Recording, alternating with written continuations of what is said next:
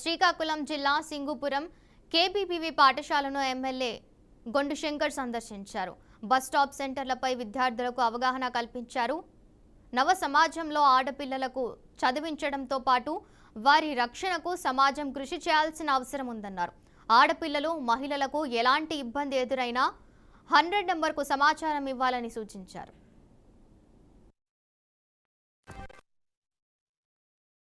ఈ రోజు ఈ కార్యక్రమం వన్ స్టాప్ సెంటర్ ఎందుకోసం పెట్టారని మీకు తెలుసా?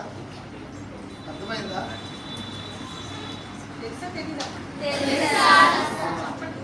సో పిల్లలు వాళ్ళకి సెల్ఫ్ ప్రొటెక్షన్ చేసి ఎలాగా ఎవరైనా మనకి ఎప్పుడైనా ఎటువంటి ఇబ్బందులు కలిగిస్తే అంటే ఇబ్బంది అంటే కొట్టడమే కాదు, చెప్పడమే కాదు, నాలెడ్జ్ ఉపయోగించి ట్యాక్ట్ఫుల్గా ఎలాగ మనం ఎస్కేప్ అవ్వాలి, ఎలాగ స్పాంటేనియస్గా మనం ఎలాంటి సమాధానాలు ఇవ్వాలి, ఎవరైనా మనం గౌరవం చేస్తే ఎలాగ దాన్ని తప్పించుకోవాలి, అన్నింటి మీద అవగాహన చేసుకోవాలి.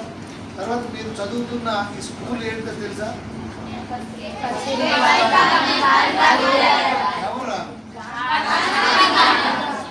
వాళ్ళ ఆశయాలు ఏంటి, వాళ్ళు ఏంటి, ఎందుకు ఆ పేరు పెట్టింది గవర్నమెంట్ ప్రభుత్వం, ఎంత డబ్బులు పెట్టి మీకు ఇన్ని ఫెసిలిటీస్ ఇచ్చి ఎందుకు చదివిస్తుంది, సో మనం ఏం చేయాలి,